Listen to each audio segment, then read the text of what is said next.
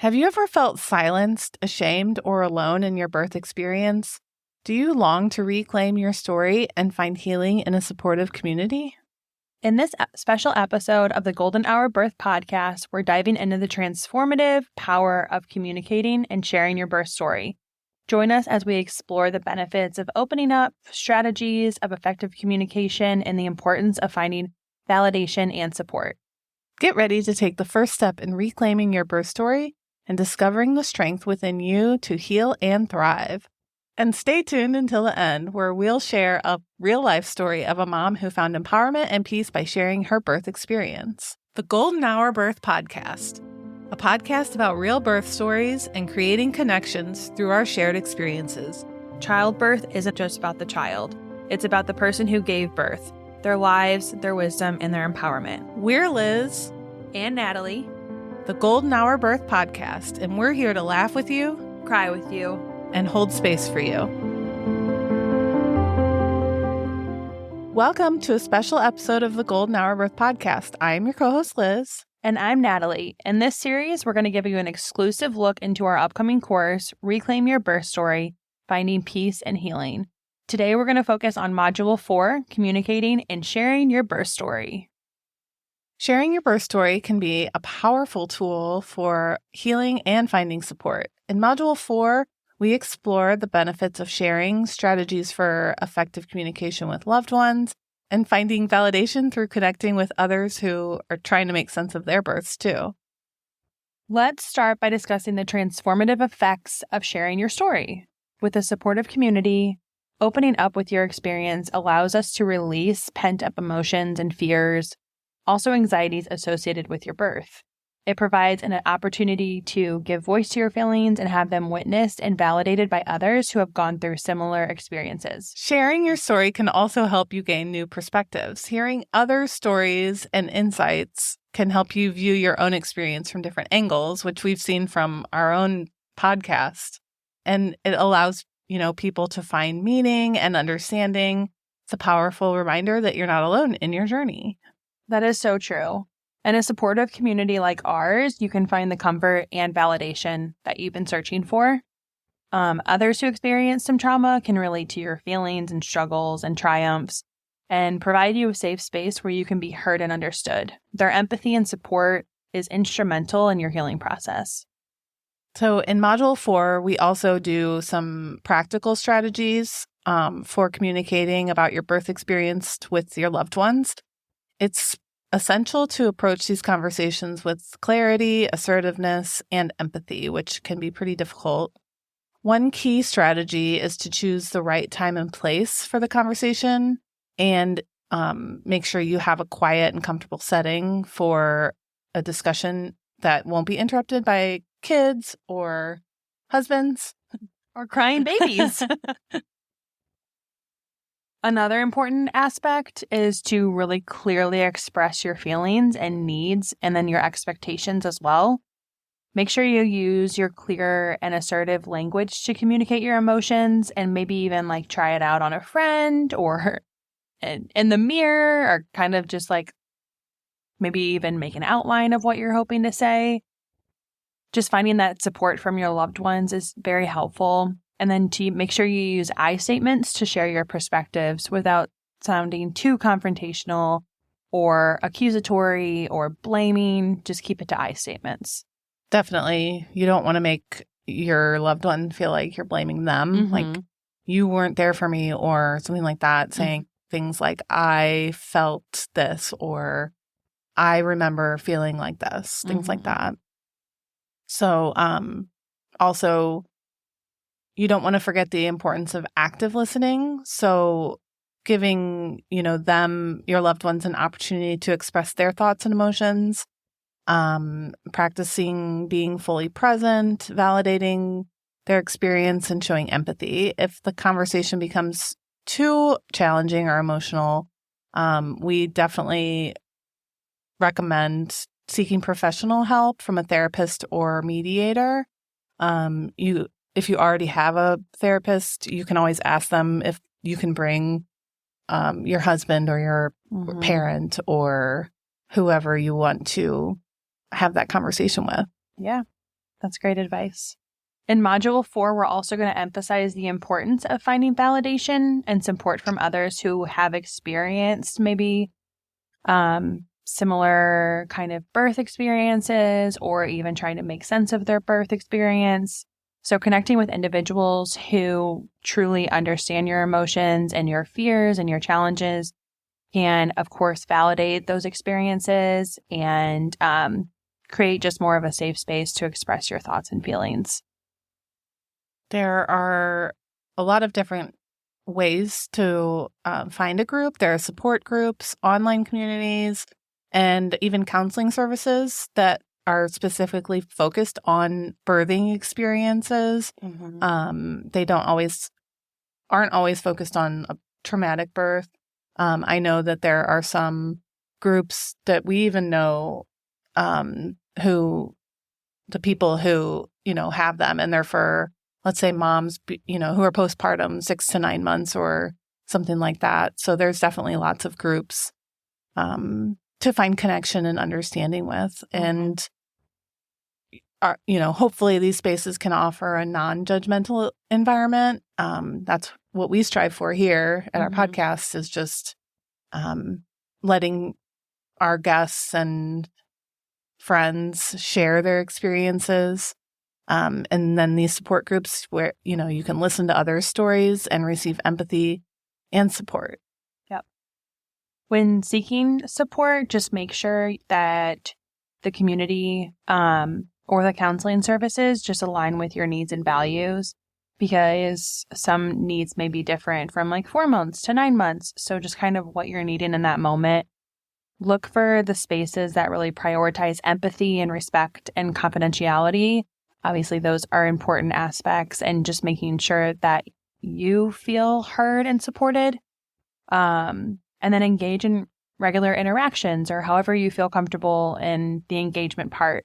And then that way, that more validation and more support and a renewed sense of strength and resilience can just continue to build when you're communicating and just working through these feelings. Mm-hmm. That's a good point about aligning your needs and values, because I've seen lots of groups, not lots of groups, but various groups, like for LGBTQIA plus communities, persons of color, religious groups. So there's definitely communities for everyone.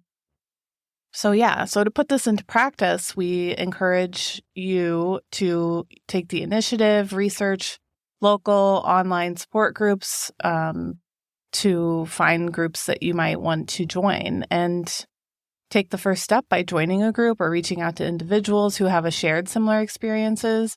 I also know that there's groups for specific birth traumas too, an AFE group, specifically C-section groups, things like that. So uterus, eruption.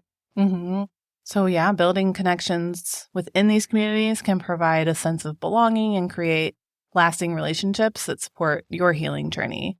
We found some friendships that will be very lasting just from hearing their, stories here on the podcast. All the ins and outs.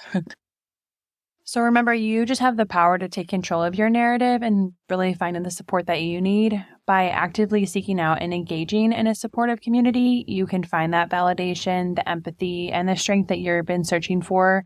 And as you just continue to process and heal from your birth experience. And to give you a real life example of the power of sharing and processing your birth story, we asked a couple of our guests to share their stories. And so we're going to share an interview that we did conduct with one of our guests. She opened up about her challenging birth and postpartum experience and the steps that she took to heal. So this guest wished to remain anonymous. So we're going to be reading her interview ourselves as like a reenactment, I guess. All right. Can you describe your difficult birth or postpartum experience and what made it particularly challenging for you? From our guest, she said, at 33 weeks pregnant with my first baby, I started having pain all along the bottom of my ribs. I called labor and delivery at my hospital, and they told me it was growing pains and to use heat, ice, and Tylenol. I really felt like something was wrong because I was almost doubled over in this constant pain, but I did as they said. After a few days, it went away. I had the same pain again, only this time it went all the way around to my back and was radiating up into my chest. I called labor and delivery again, and they asked me to come in and get checked out just in case. I got there at about 8 p.m., and they took my blood pressure, 202 over 105. Ooh. Wow, and I'm admitted for preeclampsia. I'm then told by the OB that I'm not leaving there without my baby. At this point, I'm in complete shock. Side note, my husband was across the country in New Jersey for work when this happened. My mom had thankfully come to stay with me while he was away in case I needed help, so I was very thankful that I wasn't alone. Back to it, I was immediately put on magnesium, given Pitocin to induce labor, and given a catheter balloon to help me dilate faster. I also had a urinary catheter placed because I was now bedbound. One of the contractions started, and I asked for the epidural, which came fairly quick and worked well for me. While all this is happening, my husband is frantically trying to get back to Missouri for the birth of our first child. I did my best to stay calm because of my blood pressure. Thankfully, my husband arrived at 9 a.m. and Thankfully, my husband arrived at 3 a.m. and I was thankfully able to deliver our baby girl vaginally at 12 p.m. the next day. She was a whopping 5 pounds and actually got discharged before me. I had to stay in the hospital for 4 nights because my blood pressure was too high to send me home. Besides feeling unprepared for her early arrival, I also felt completely out of control. You think about how the birth of your first child will go in your birth plan. Nothing prepares you for all this to be thrown out the window. As for postpartum, my plan was to exclusively pump. After about a week and a half, I felt so emotionally and physically drained from the birth and still coming off medications, plus my hormones being out of control. I made the extremely hard decision to stop pumping altogether. My mental health took such a dive that I didn't even want to hold my daughter. I felt so disconnected from her and borderline resentment. After I was able to let go of breastfeeding and pumping and give her full formula, I could finally give 100% of my energy to her and build that connection with her that I was longing for. What was your initial emotional reaction or mindset after this traumatic experience? Did you feel angry, guilty, ashamed, or any other strong emotions? I think I felt every emotion possible. I was angry at my body for not being able to carry her to full term. I felt like it was my fault somehow that she was premature. It was overwhelming and frustrating to have everything decided for me, even though I knew that the safest choice medically. I feel guilty for stopping breastfeeding, even though it was the best thing for me and my daughter. At what point did you realize you needed to take steps to process and reclaim this experience? What was the catalyst? There were a lot of gaps in my memory during the 24 hours I was given magnesium and gave birth. This probably continued a lot out of my emotional surroundings and experiences. I think the more I talk through the events with my family, the more I realized I realized that it was more helpful in reclaiming the experience. And what specific actions did you take to start healing from this trauma? I received a lot of support from my family and friends. Although I never did pursue therapy, I believe talking through the experience often early on, mostly with my husband and my mom, allowed me to slowly heal mentally. What mindset shifts or changes in perspective were most crucial in your journey to reclaiming your story? I frequently had to remind myself that being induced and delivering early was out of my control.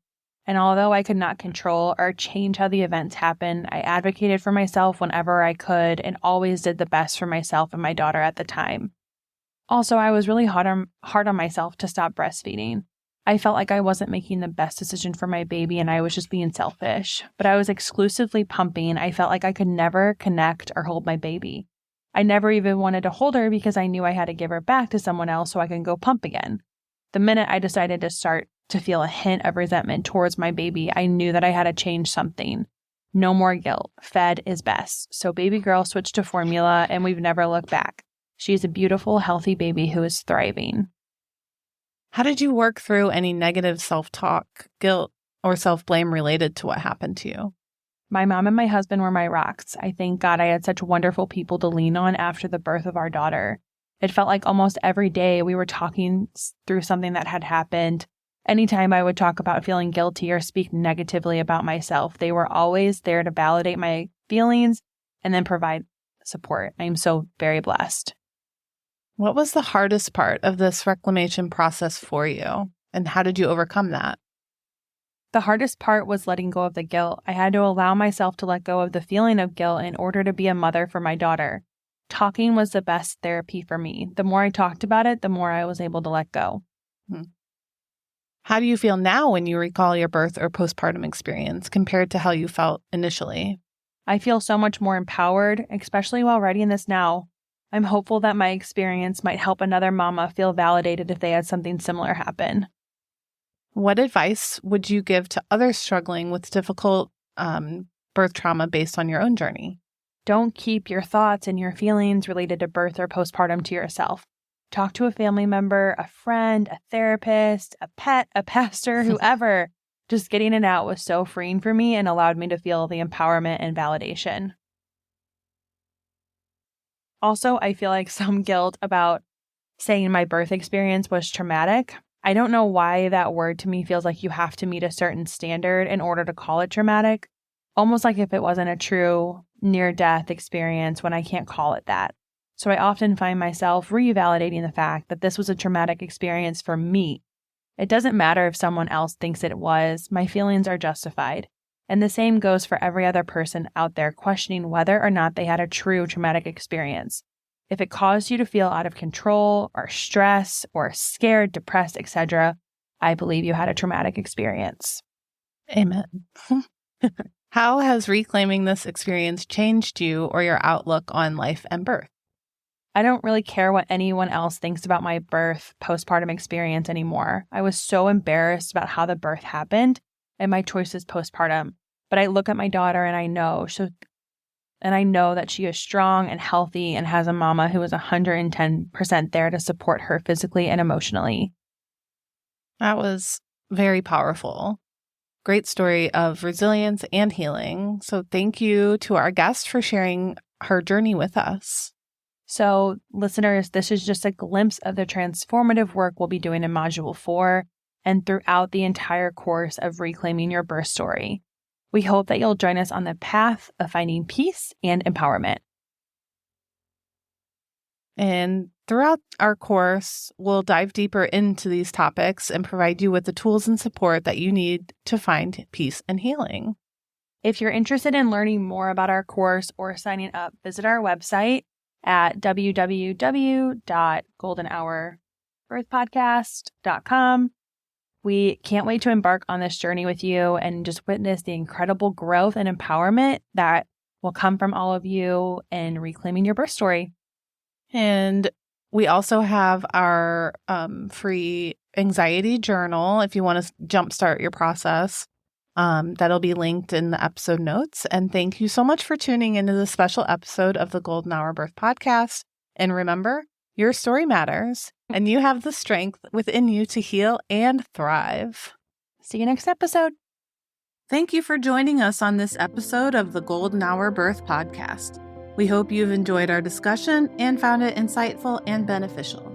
Remember, the Golden Hour Birth Podcast is made possible by the support of listeners like you. If you appreciate the content we bring you each week, consider leaving us a review on your favorite podcast platform or sharing the show with your friends and family. Your support helps us reach more people and continue creating valuable episodes. If you have any questions, suggestions, or topics you'd like us to cover in future episodes, we'd love to hear from you. You can reach us on our website, www.goldenhourbirthpodcast, or connect with us on social media. We value your feedback and want to make sure that we're delivering the content you want to hear. Before we sign off, we'd like to express our gratitude to our incredible guests who joined us today. We are honored that they trust us enough to be so open and vulnerable. We're grateful for their time and willingness to share their stories with us. If you're interested in taking the conversation further with us, join us on our Facebook group, The Golden Hour Birth Circle. We'll be back next week with another exciting episode, so be sure to tune in. Until then, stay golden and remember to take care of yourself. We'll catch you on the next episode of the Golden Hour Birth Podcast. Bye.